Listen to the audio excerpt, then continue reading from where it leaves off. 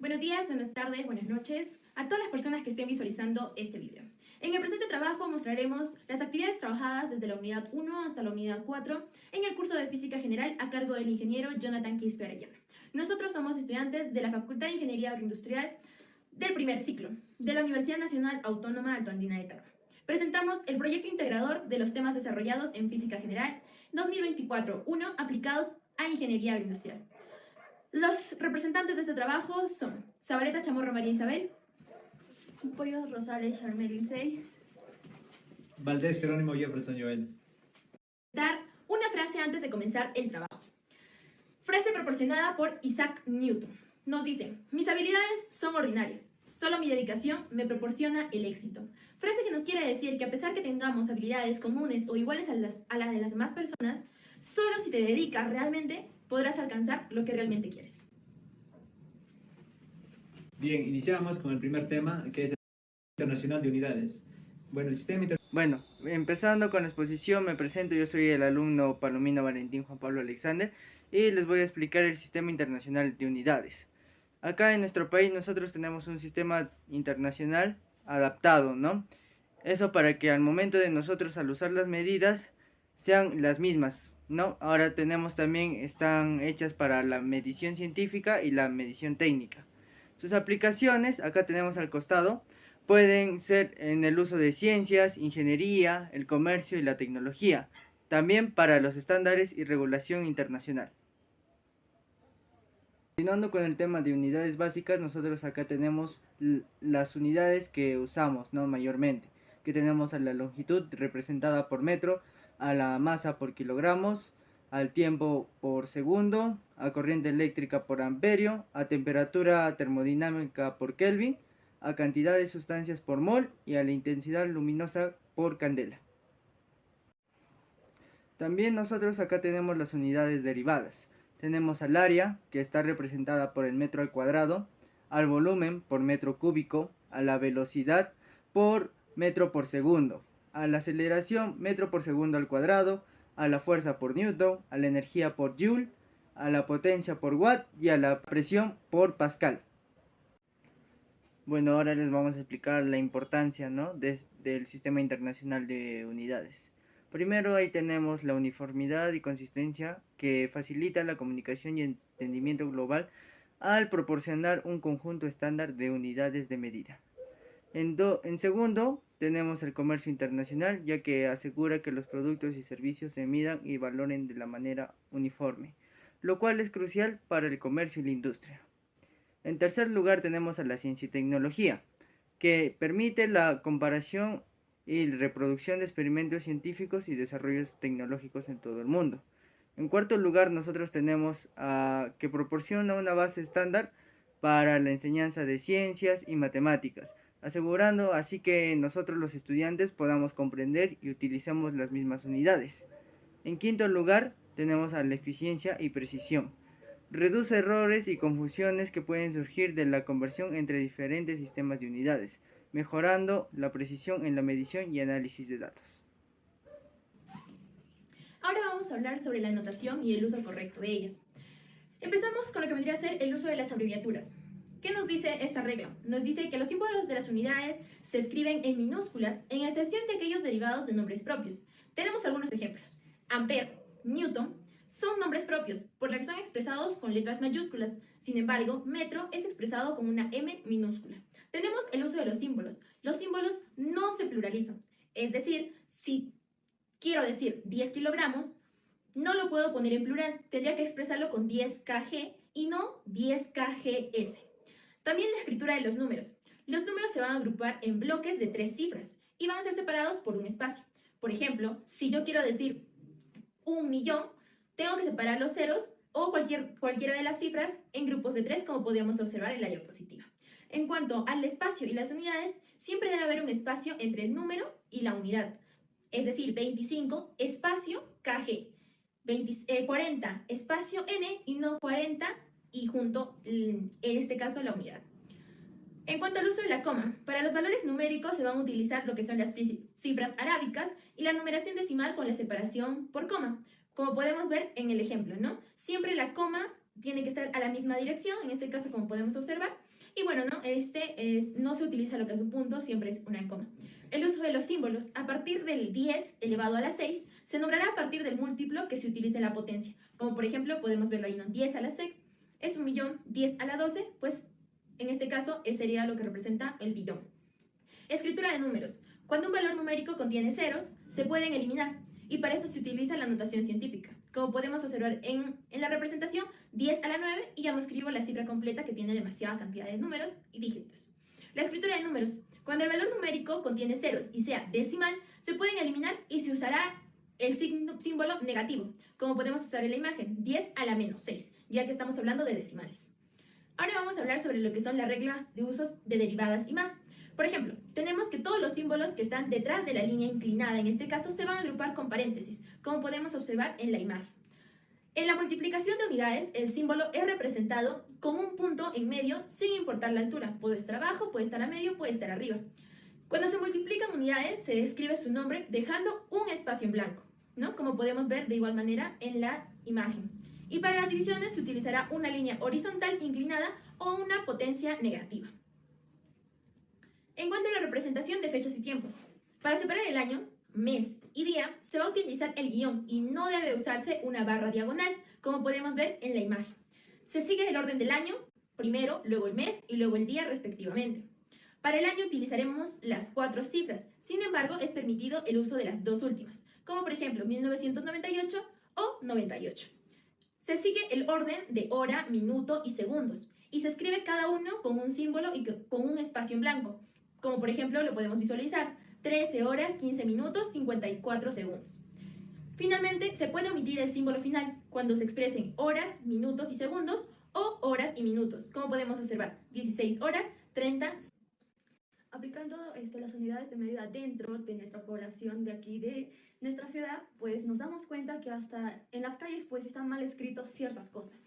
Por ejemplo, en el primer cuadro tenemos a la longitud, que está escrito 500.10, M mayúscula con una T minúscula. Y nos damos cuenta que está mal escrito aplicando las unidades de medida. Ahí tenemos justo cómo debería estar correctamente escrito. El lugar donde fue tomado la foto, el taller mecánico que se encuentra en el Jirón Independencia. Se escribe correctamente. De largo, se escribe como que 5,30, un espacio M, que representa a los metros.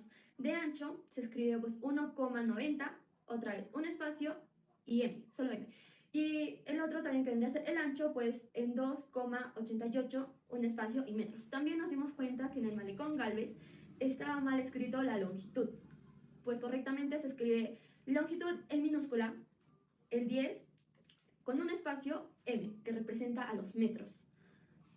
También encontramos en diversas etiquetas de diversos productos, que uno tomamos la foto en el mercado de Asunción, en las que nos damos cuenta que está escrito 49K y G mayúscula.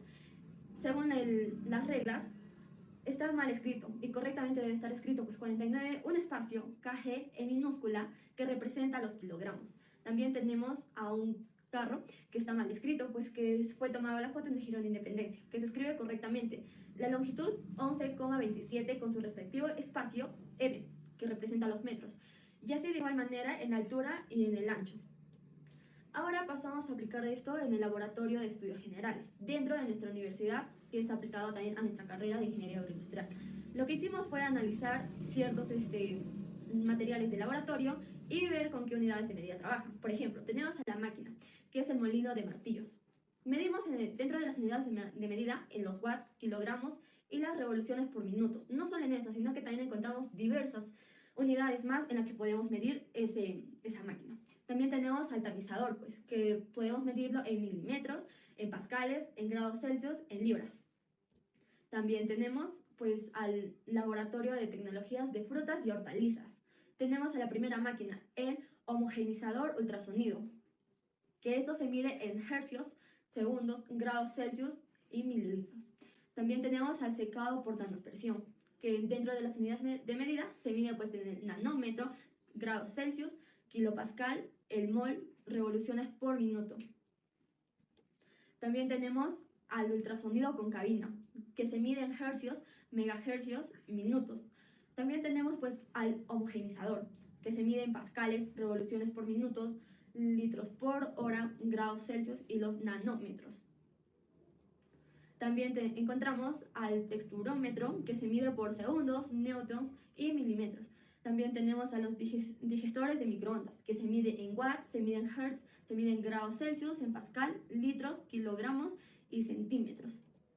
También tenemos al extractor de esenciales, que se mide pues en los mililitros, kilogramos, grados Celsius y pascales. Bien, continuando con la exposición, vamos a conocer las máquinas del laboratorio de cereales, raíces y tubérculos. Bien, en este laboratorio tenemos diversas máquinas, como por ejemplo la máquina de extractor de aceites esenciales con CO2. Esta máquina utiliza las siguientes unidades de medida, lo que son los pascales, los grados Celsius, los kilogramos por hora y los gramos. También encontramos lo que es la máquina de extractor de esencias sin el CO2. Lo que sus unidades de medida son los kilogramos, los gramos, los litros y los mililitros. También en este laboratorio encontramos lo que es una tamizadora. Esta tamizadora utiliza las siguientes unidades de medida, lo que son los milímetros, los micrómetros, los kilogramos, los gramos, los litros y los mililitros. Continuando, tenemos una máquina que es el extractor de aceites. Sus unidades de medida son el litro, el mililitro, los kilogramos, los gramos y las toneladas. Continuando, en el laboratorio de cereales y raíces y tubérculos también lo que tenemos es un condensador. Esta máquina utiliza las siguientes unidades de medida, tales como el litro, el kilogramo, las toneladas, los grados Celsius. También encontramos lo que es el autoclave automático digital. Esta máquina utiliza las unidades de medida como los grados Celsius, los pascales, el litro y el segundo. Tenemos lo que es el purificador de agua. Esta máquina utiliza lo que es el litro, el pascal, el segundo, los litros por minuto. Tenemos también lo que es un liofilizador. Esta máquina utiliza las siguientes unidades de medida como es el grado Celsius, el pascal, el segundo y el litro. Tenemos también lo que es un ultracongelador. Esta máquina utiliza las siguientes unidades de medida como es los grados Celsius, el litro, el segundo y los watts. Continuando con las máquinas dentro del Laboratorio de Tecnologías de Leche y Producción de Lácteos, tenemos a lo que son las máquinas de el espectrofotómetro, que utiliza la unidad de medida del nanómetro, el mol y los watts. Y tenemos la máquina del microcentrifugador, que utiliza las unidades de medida de revoluciones por minuto, microlitro y segundo. También el centrifugador, que utiliza las revoluciones por minuto, el litro y el segundo. La impresora 3D, que utiliza el metro, el segundo, metro cúbico, grados Celsius, newton y milímetros por segundo. Pasamos al Laboratorio de Tecnologías de Productos Cárnicos, donde tenemos a la máquina el analizador de alimentos, que utiliza las unidades de medida del kilogramo, el gramo, el litro, mililitro, metro, centímetro, grado Celsius, newton, pascal y milímetros de mercurio. Y también tenemos al microtomo, que utiliza el micrómetro, milímetro, grado Celsius y segundo. También el analizador de cereales, que utiliza el gramo, el kilogramo, el grado Celsius y el milímetro.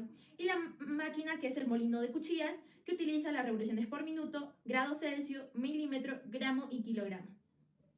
La máquina de Vortex, que utiliza las revoluciones por minuto, grados Celsius, mililitro y segundo. Y la otra máquina, que es el molino de Weil, que utiliza la unidad de medida del kilogramo, la tonelada, revoluciones por minuto, metro cúbico, milímetro y grados Celsius. Ahora vamos a continuar con el conocimiento en MRU. ¿Pero qué es MRU? Es el movimiento rectilíneo uniforme. Es un movimiento de un objeto en línea recta. Características básicas a conocer. Tiene una velocidad constante, la trayectoria es en línea recta y recorre distancias iguales en tiempos iguales. En cuanto a las fórmulas, tenemos el famoso triángulo de Diósito lo ve todo. Para esta manera poder encontrar de manera más fácil qué fórmulas usar. Por ejemplo, la distancia es igual a la velocidad por el tiempo, la velocidad es igual a la distancia sobre el tiempo y el tiempo es igual a la distancia sobre la velocidad.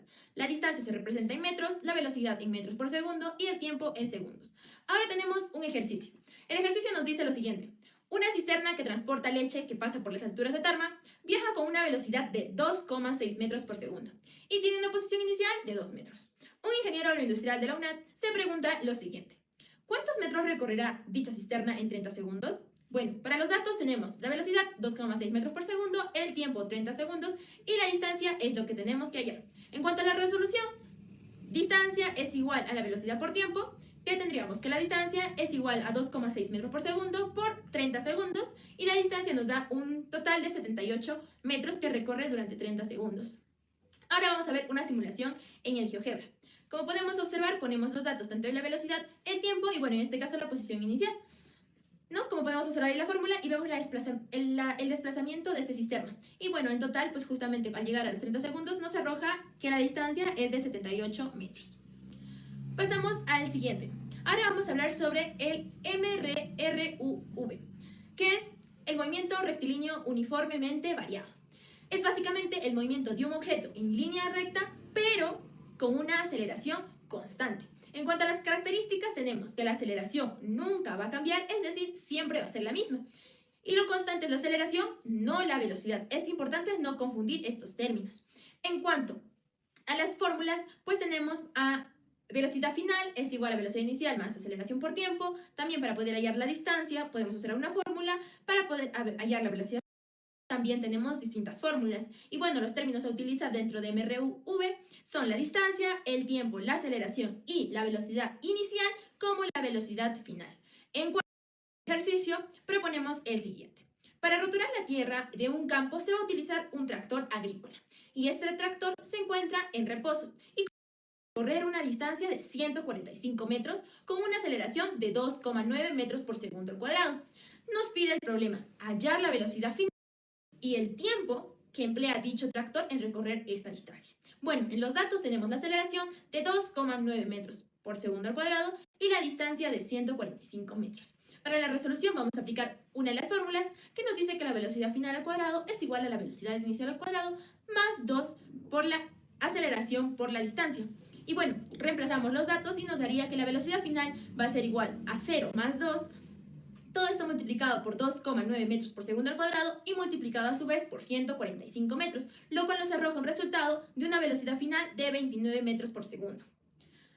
Y ahora, para poder hallar el tiempo, de igual manera, vamos a poder observar en el dicho simulador de GeoGebra. Ponemos los datos tanto de aceleración, la velocidad, la distancia, que recorre pues 145 metros, y bueno, nos da una velocidad de 29 metros por segundo al cuadrado, como podemos observar en el siguiente video. Ahí podemos observar cómo recorre durante 145 metros, llega a esa velocidad en 10 segundos.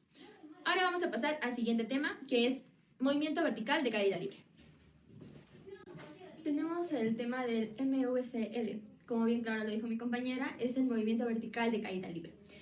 El movimiento de un objeto que tiene una trayectoria vertical donde el cuerpo solamente es afectado por la atracción de la gravedad, que se realiza en el vacío. Esto quiere decir en el aire o sin el aire. Tiene pues como que su trayectoria es recta. Los efectos del aire sobre el movimiento deben ser despreciables. Por ejemplo, tenemos a la velocidad final, a la velocidad inicial, al tiempo, aceleración de la gravedad. Tenemos a la altura recorrida en el nésima.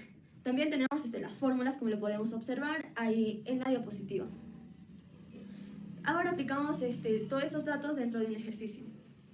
Continuando con la exposición, acá tenemos un ejercicio de movimiento vertical de caída libre y el ejercicio dice: en una planta de control y producción de alimentos se observa un mango cayendo desde una altura de 60 metros. Calcula en qué tiempo el mango estará en el piso. Bueno, nosotros primero necesitamos hallar la velocidad final, ya que es un requisito básico para nosotros poder hallar el tiempo. Entonces, velocidad final vendría a ser a raíz de velocidad inicial al cuadrado por 2 por gravedad por la altura, siendo igual a raíz de 0 al cuadrado más 2 por 9,81, que es la gravedad, por 60, que viene a ser la altura, que nos daría igual a 34,31 metros sobre segundos.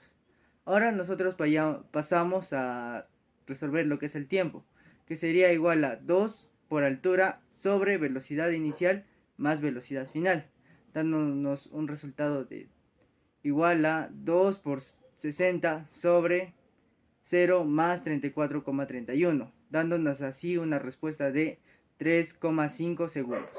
Tenemos la simulación del ejercicio de la planta de control. Ahí nosotros podemos observar al mango cayendo de una altura de 60 metros y arrojándonos el resultado de 3,5 segundos. Procedemos a observar.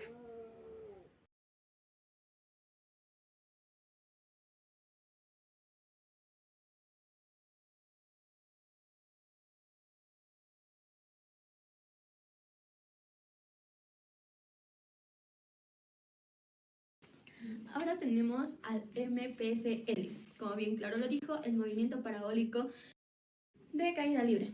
¿Qué es? ¿O a qué se basa? Pues es un movimiento cuya trayectoria es una curva llamada parábola. Y el móvil se mueve con la influencia de la gravedad. Dentro de esto, pues tiene lo que es en el eje horizontal por el movimiento rectilíneo uniforme. Y también al eje vertical y al movimiento vertical de caída libre. Pues ahí, como podemos ver, pues va la velocidad final en el eje Y, la velocidad inicial en el eje Y, la aceleración de la gravedad, el tiempo recorrido. Aquí usamos, pues, cuando el móvil baja, es decir, utilizamos el signo más. Y cuando el móvil sube, utilizamos el signo menos. Y ahí tenemos las fórmulas que podemos ver para poder aplicar dentro de un ejercicio.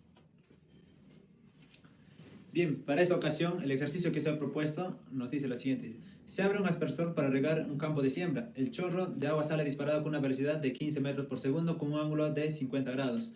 Determine la altura máxima que logra alcanzar el chorro de agua expulsado por el aspersor. Como datos, tenemos que la velocidad en que es expulsado el chorro de agua es de 15 metros por segundo, el ángulo en el que sale es de 50 grados. Para esta ocasión, la gravedad es de 10 metros por segundo. Utilizamos la fórmula para la resolución del problema, que sería altura máxima es igual a velocidad por el seno del ángulo sobre 2 veces la gravedad. Entonces, reemplazando valores, tenemos que la altura máxima es de 15 metros por segundo por el seno de 50, que es el grado en el que sale disparado el chorro de agua, sobre 2 veces la gravedad, que es 10 metros por segundo, teniendo un total de 6,6 metros, que es la altura máxima que logra alcanzar el chorro de agua. Bien, como podemos ver, aquí tenemos lo que es la simulación de dicho ejercicio. Tenemos lo que como datos ya se conoce lo que es la velocidad, que es de 15 metros por segundo, un ángulo de 50 grados y lo que ya se conoce, ¿no?, que es la gravedad de 10 metros por segundo al cuadrado. Entonces reemplazamos lo que es la altura máxima y simulamos, ¿no? El programa que estamos utilizando en esta ocasión es el GeoGebra. Como pueden ver, la altura máxima es de 6,6 metros. Ahorita va a salir la simulación. Correcto. Pasamos. Bien, les dejo con mi compañera para que explique un poco más sobre qué es el movimiento circular uniforme. Ahora tenemos el MCU, movimiento circular uniforme. Esto es un movimiento que se realiza en un objeto con una trayectoria circular con una rapidez constante. La rapidez del móvil nunca se va a cambiar. El movimiento con velocidad angular es constante. Siempre tenemos que tener esos dos datos bien claros. Dentro de eso también pues aplicamos la fórmula. La fórmula, como podemos verlo,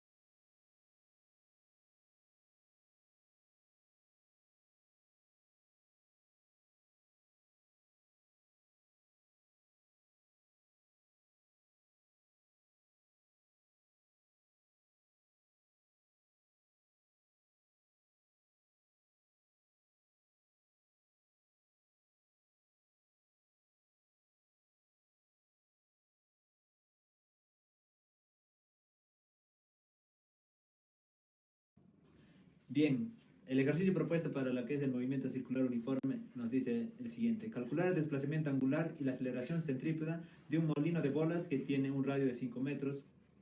Este tiene una velocidad angular de menos 0,5 rads sobre segundo, haciendo un recorrido en 12,57 segundos. También nos pide allá la aceleración centrípeta cuando el operador duplica la velocidad angular. Bien, como datos tenemos lo que es la velocidad angular de menos 0,5 rads sobre segundo, el radio del molino que es 5 metros y el tiempo que es 12,57 segundos. Bien, empezamos lo que es el desplazamiento angular. La fórmula nos dice que el desplazamiento angular es igual a la velocidad angular por el tiempo. Reemplazando valores sería menos 0,5 rads sobre segundo por 12,57 segundos, que nos da como resultado el desplazamiento angular de menos 6,285 rads. Bien, vamos con la aceleración centrípeta. La fórmula para la aceleración centrípeta es la velocidad angular al cuadrado por el radio. Entonces, reemplazando valores, tenemos que la aceleración centrípeta es igual a menos 0,5 rads sobre segundo, todo esto elevado al cuadrado por 5 metros, que es el radio del molino. La aceleración centrípeta nos da como resultado de 1,25 metros por segundo al cuadrado. También nos pide hallar la aceleración centrípeta cuando el operario duplica lo que es la velocidad angular. Reemplazando valores tendríamos que menos 1 rad sobre segundo, todo ello elevado al cuadrado por 5 metros. La aceleración centrípeta cuando el operario duplica la velocidad angular es de 5 metros por segundo al cuadrado.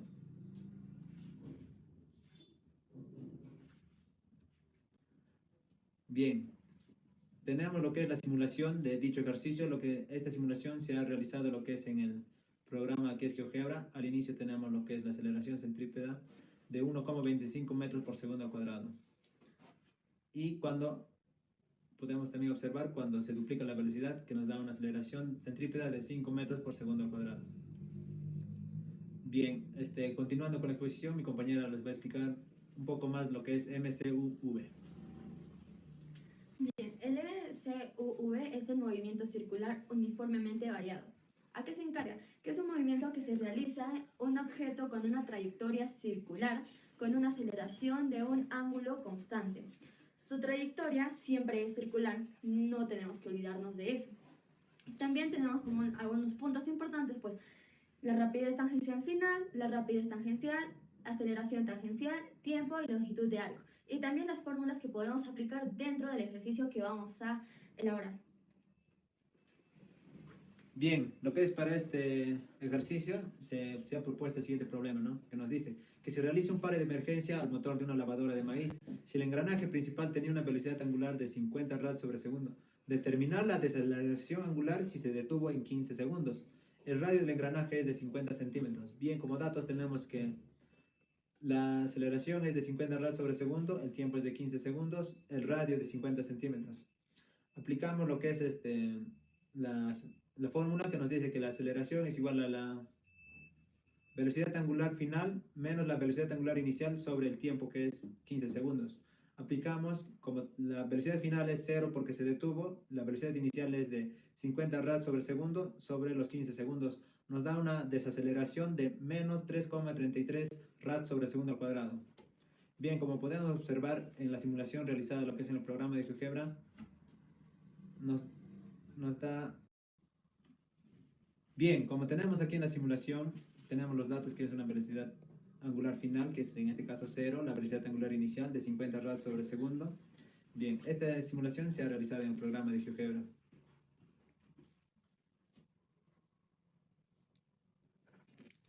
Bien, como pueden observar, nos da una desaceleración angular de menos 3,33 rads sobre segundo.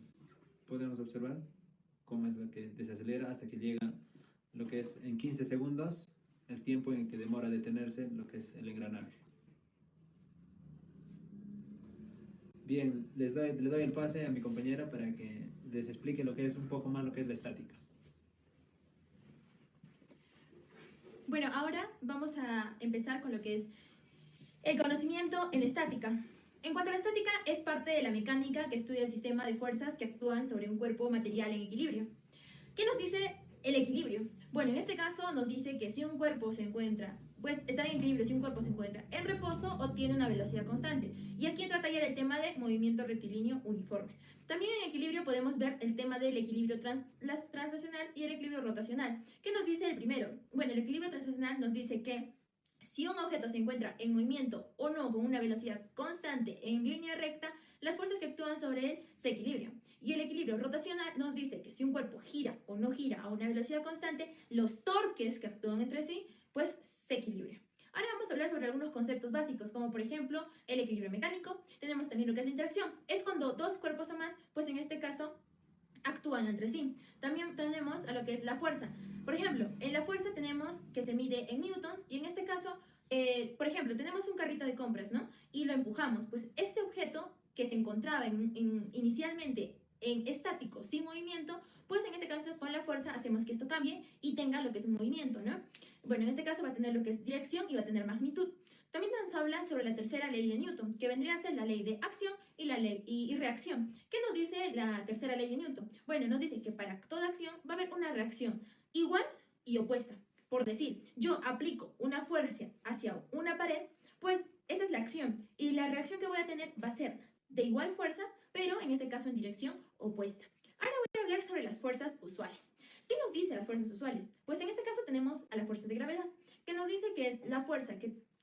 nos atrae pues a lo que es el centro de la Tierra, es la fuerza, ¿no? De gravedad. Bueno, también tenemos lo que es la fuerza de tensión. En este caso, la fuerza de tensión se ve representada si un objeto está suspendido, en este caso por una cuerda, ¿no? Y bueno, en este caso va a ser la fuerza que se realiza en dicha cuerda, es la fuerza de la tensión. Tenemos la fuerza de compresión, que nos dice que es justamente el comprimir o el acortar un objeto. Tenemos la fuerza elástica, que justamente nos dice que puede ser la fuerza, en este caso, cuando un objeto se estira o en este caso se comprime. Y bueno, finalmente tenemos la fuerza normal, que nos dice que cuando es por decir, un ejemplo en fuerza normal, tengo un libro y lo pongo sobre una mesa. Bueno, en este caso la mesa ejerce una fuerza normal que justamente contrarresta la fuerza de la gravedad y evita que, pues en este caso, este libro, pues atraviese lo que vendría a ser la mesa, ¿no? Bueno, estos son los conceptos básicos con referente a lo que es la estática. Ahora vamos a pasar a explicar un ejercicio.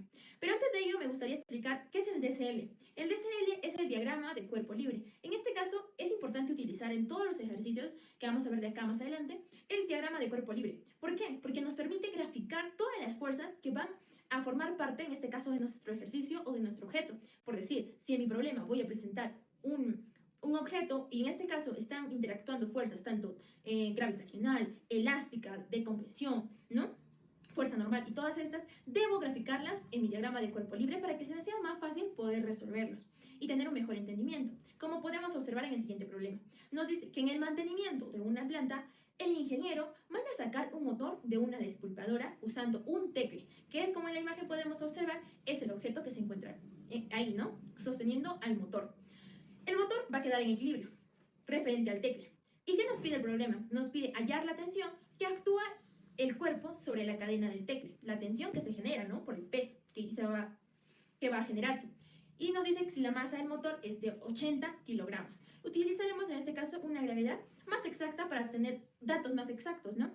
Que es 9,81305 metros por segundo al cuadrado. Graficamos nuestro diagrama de cuerpo libre, que en este caso serían las dos fuerzas, tanto de gravedad como la fuerza de tensión.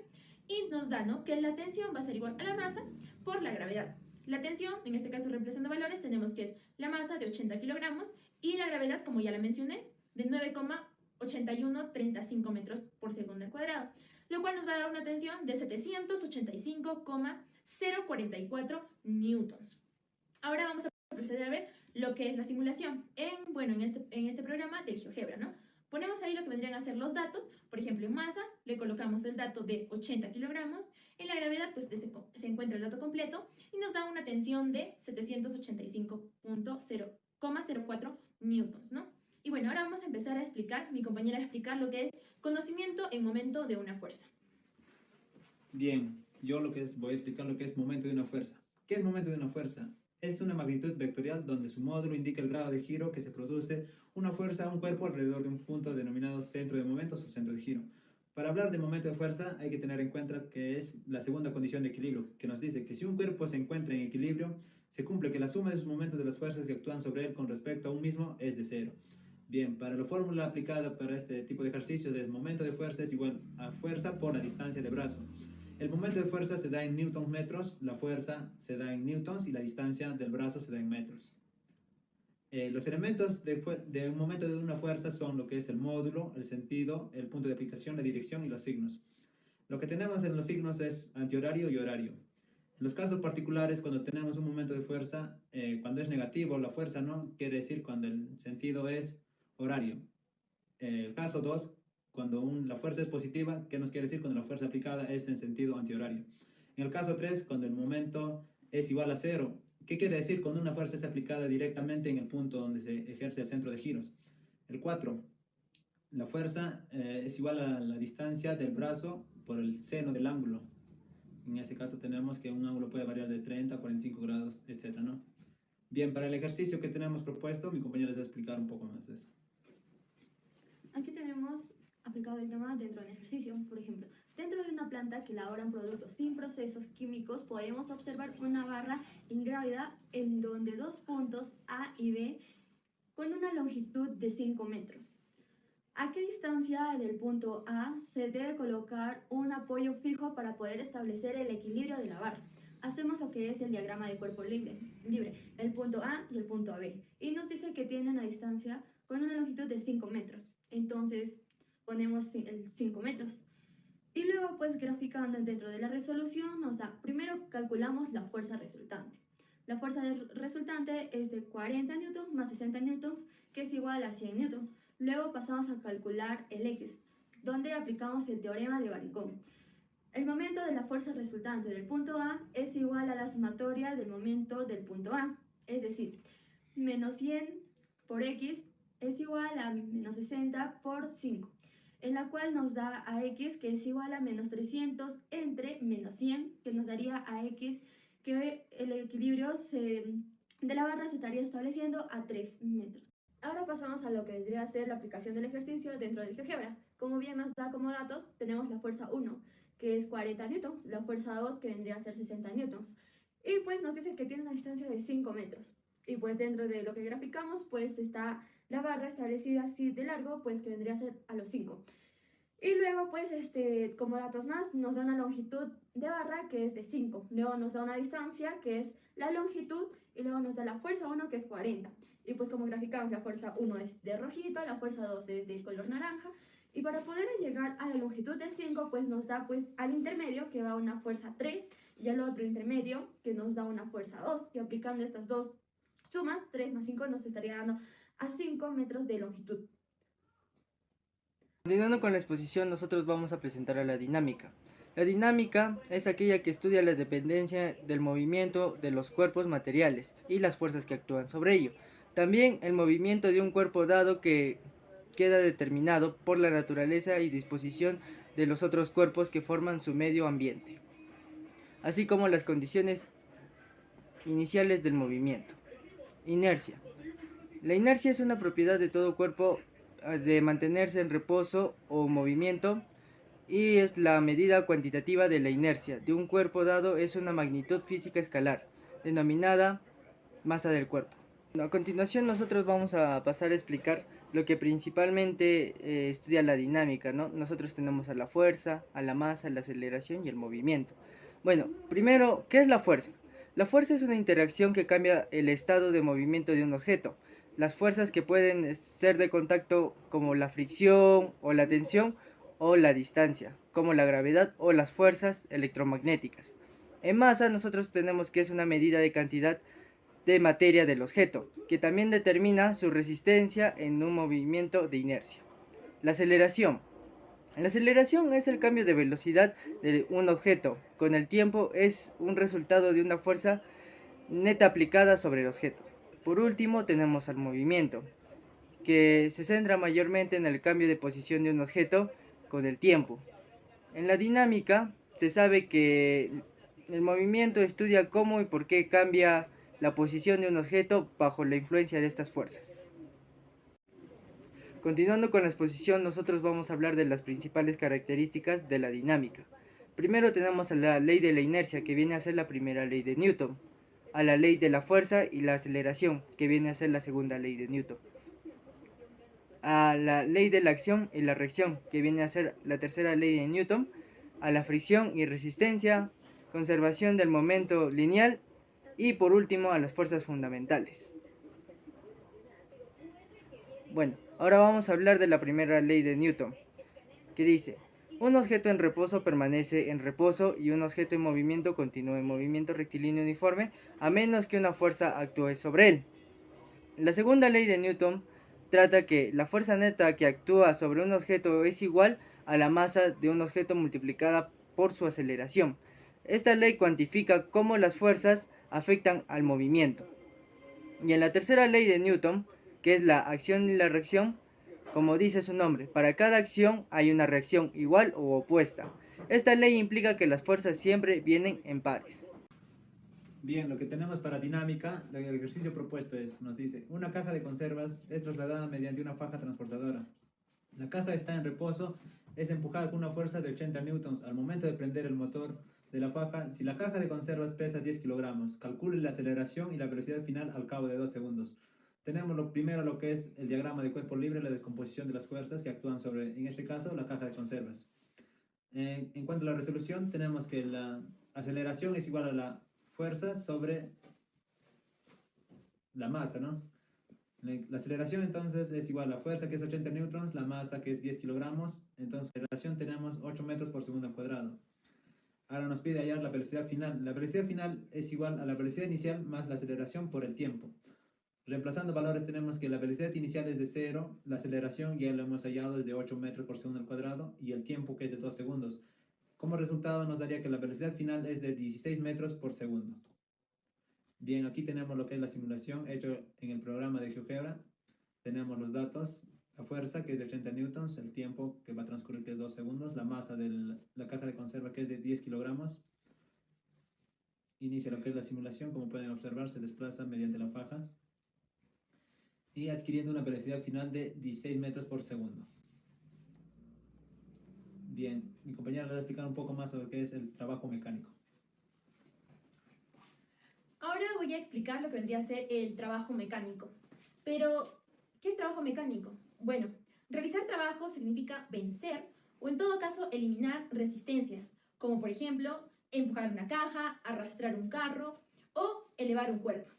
Bueno, en este caso hablamos también de lo que es módulo de trabajo, ¿no? Dentro del módulo de trabajo tenemos, por ejemplo, a la fuerza, ¿no? Y a la distancia entre un punto A a un punto B. ¿Qué nos dice? Que, bueno, en este caso hablamos sobre lo que es fuerza, que se expresa en newtons, la distancia, bueno, o el desplazamiento, ¿no? Que se va a expresar en metros, y lo que vendría a ser el trabajo, que se va a expresar en joules, ¿no? Entonces nos dice que el trabajo, en este caso, ¿no? Y la fuerza, ¿no? En este caso, tanto del punto A o del punto B, va a ser igual a lo que es tanto más o menos la fuerza por la distancia. Y bueno, en este caso, el signo más o menos va a depender de la dirección de la fuerza y el desplazamiento que se le vaya a dar. Tenemos el trabajo en motor, trabajo resistente o el trabajo nulo. En cuanto al trabajo en motor, nos dice que la fuerza actúa en el mismo sentido que el desplazamiento. Es decir, en este caso vamos a tomar el signo positivo, ¿no? El trabajo resistente es lo contrario. Nos dice que la fuerza tiene sentido contrario al desplazamiento, ¿no? Y para ello vamos a tomar un signo negativo. Y en cuanto al trabajo nulo, nos dice que la fuerza va a ser perpendicular al desplazamiento y bueno, en este caso, el valor del trabajo va a ser 0, ¿no? Entonces el trabajo, la fuerza va a ser 0. En este caso, también por último, vamos a hablar del trabajo neto, que nos dice que la sumatoria de los trabajos de las diferentes fuerzas involucradas en este caso, ¿no? Como por ejemplo vemos ahí, el trabajo neto es igual a la sumatoria de las fuerzas, ¿no? Como podemos ver ahí, el trabajo de la fuerza 1, fuerza 2 y fuerza 3 y todas las fuerzas que vayamos a tener. Luego vamos a pasar a explicar el ejercicio en trabajo mecánico. Nos dice, una polea con cargas subidos a un espacio dentro de un almacén. El peso de la carga es de 15 newtons y se levanta a una altura de 1 metro para poder llegar a su espacio, ¿no? Al que debe ingresar al almacén. ¿Y cuál es la pregunta?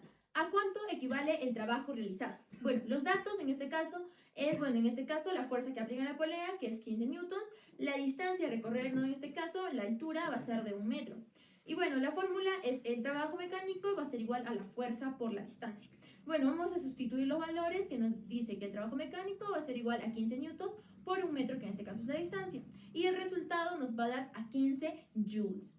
Ahora vamos a proceder al siguiente significado. Tenemos el siguiente ejercicio, que nos dice, se realiza un trabajo mecánico de 3.500 joules para levantar una carga con materia prima para la producción de los quesos, cuyo peso tiene una magnitud de 350 newton.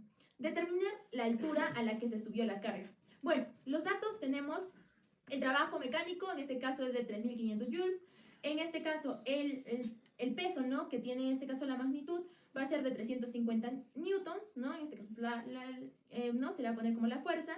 Y bueno, tenemos lo que es la altura o la distancia, que pues en este caso nos pide hallar. La fórmula es el trabajo mecánico va a ser igual a fuerza por distancia. Y bueno, para despejar, porque lo que necesitamos determinar es la altura, o sea, la distancia, vamos a sacar que la distancia es igual al trabajo mecánico sobre la fuerza empleada. Sustituimos los datos, sería la distancia, ¿no? O la altura va a ser igual a 3.500 joules sobre 350 newtons, que es la fuerza, y esto va a ser igual, ¿no? Lo que resolvemos y nos da un resultado de la distancia, la altura va a ser igual a 10 metros. Ahora vamos a proceder a explicar sobre el siguiente, ¿no? Que es el conocimiento tanto en potencia mecánica, ¿no? Como que lo va a proceder a explicar mi compañero. Bien, continuando con la exposición, potencia mecánica. Cuando nos referimos a potencia mecánica, Se define como la cantidad de trabajo realizado, pero esta vez en una unidad de tiempo. La fórmula es muy simple. Potencia mecánica se da en lo que es en unidad de watts, el trabajo realizado es en joules y el tiempo que transcurre es en segundos. Entonces quedaría la fórmula potencia es igual a trabajo. Bien, para este también podemos aplicar otra fórmula, sabiendo que potencia es igual a trabajo sobre tiempo. Sabemos que trabajo es igual a la fuerza por la distancia. Entonces, sí, también sabemos que la velocidad es distancia sobre tiempo. Entonces tenemos que la potencia es igual a la fuerza por la velocidad en metros por segundo. Entonces la fórmula quedaría potencia es igual a la fuerza por la velocidad. Para ello, para utilizar este tipo de ejercicios, necesitamos lo que son las conversiones útiles, que nos dice que un caballo vapor es igual a 736 watts, un HP es igual a 746 watts, un HP es igual a 1,10138 caballo vapor. Bien, para este ejercicio se ha planteado el siguiente problema. Un elevador hidráulico eleva un container de 50 kilogramos de peso desde el suelo hasta una altura de 10 metros. Todo esto lo realiza en 30 segundos. Nos pide calcular la potencia en que desarrolla el elevador hidráulico en watts y HP si el lugar donde ocurre todo esto es en la ciudad de Tarma. Bien, como datos tenemos que potencia es lo que nos pide hallar. El peso es de 50 kilogramos, una altura de 15 metros, el tiempo en 30 segundos. Bien, aplicamos para la resolución que potencia es igual a trabajo sobre tiempo. Reemplazamos que potencia es igual a la fuerza por la distancia sobre tiempo. Fuerza por distancia es igual a trabajo. Recalcar eso. Potencia es igual a trabajo sobre hora sobre tiempo. Sobre la altura sobre tiempo. Potencia entonces es igual a la masa por la gravedad por la altura sobre tiempo. Entonces quedaría que potencia es igual a 50 kilogramos por la gravedad, que en este caso en Tarma la gravedad es de 9,813206 metros por segundo al cuadrado, por la altura que es de 15 metros. Todo ello sobre el tiempo que es de 30 segundos. Nos daría como resultado una potencia de 246,330,15 watts. Pero también recuerden que nos pide allá lo que es en HPs. Reemplazando valores en HP sería 0,32886079 HPs. Bien, continuando, vamos a hablar sobre qué es el movimiento armónico simple. El movimiento armónico simple es el movimiento periódico más sencillo que puede analizar, el cual sucede cuando existe una fuerza de restitución en el cual directamente proporcional al desplazamiento con respecto a un punto de equilibrio. Las características principales de este movimiento son que es vibratorio y periódico.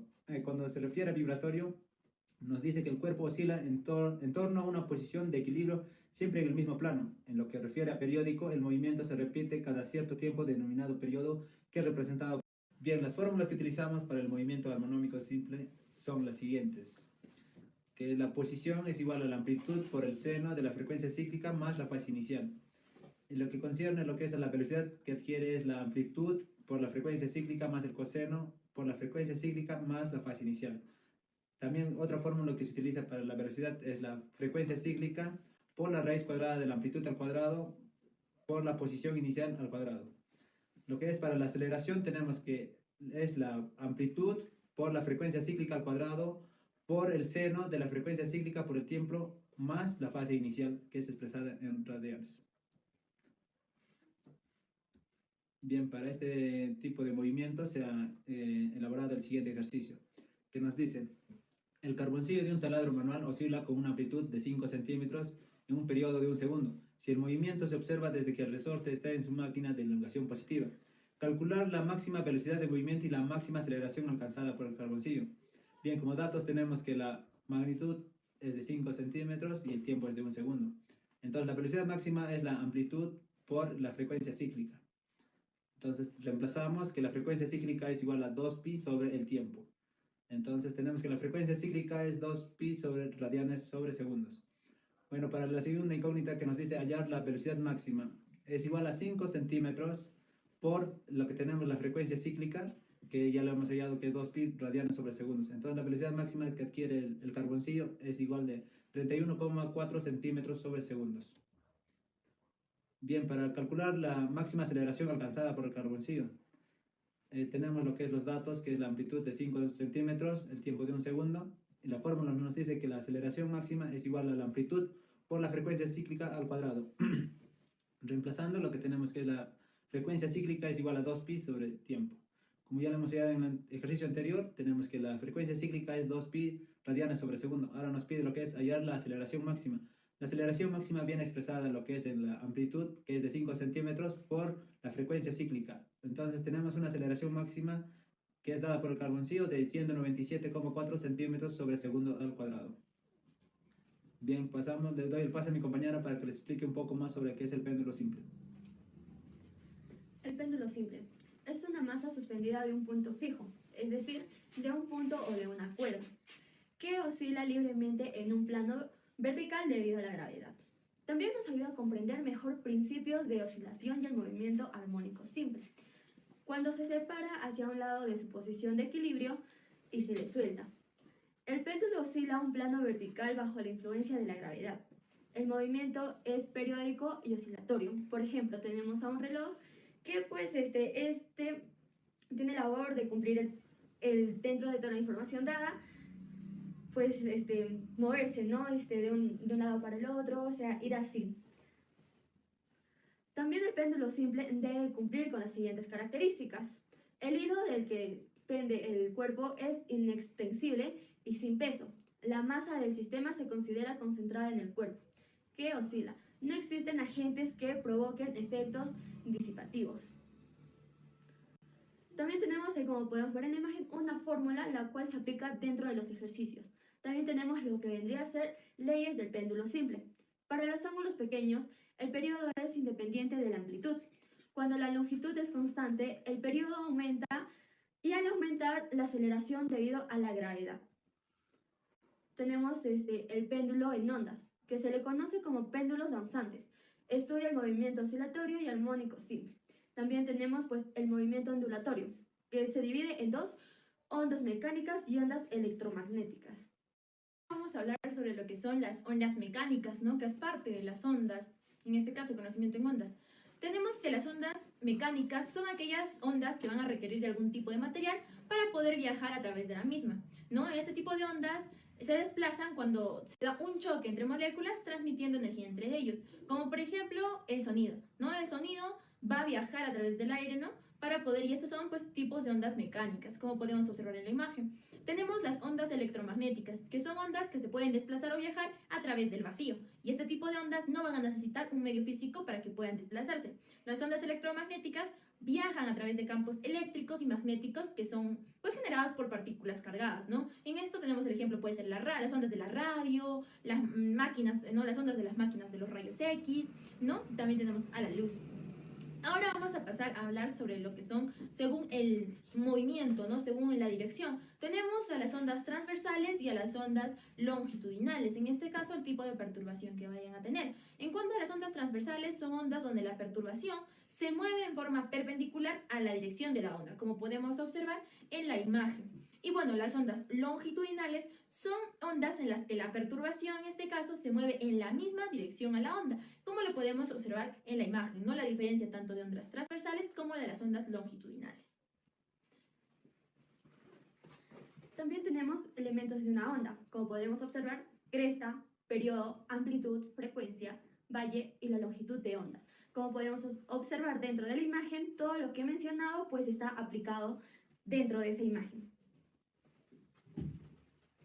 Lo que vendría a ser ejemplos de ondas. El sonido es un tipo de onda que se mueve a través de la materia y posteriormente llega a nuestros sonidos, donde hace vibrar el tímpano para que podamos oír, por ejemplo, una campana. Luego tenemos otro que vendría a ser la luz. Es un otro tipo especial de onda, a que se diferencia del sonido. Está compuesta por fotones. Si dejamos caer una piedra desde lo alto de un puente hacia un río, podemos ver.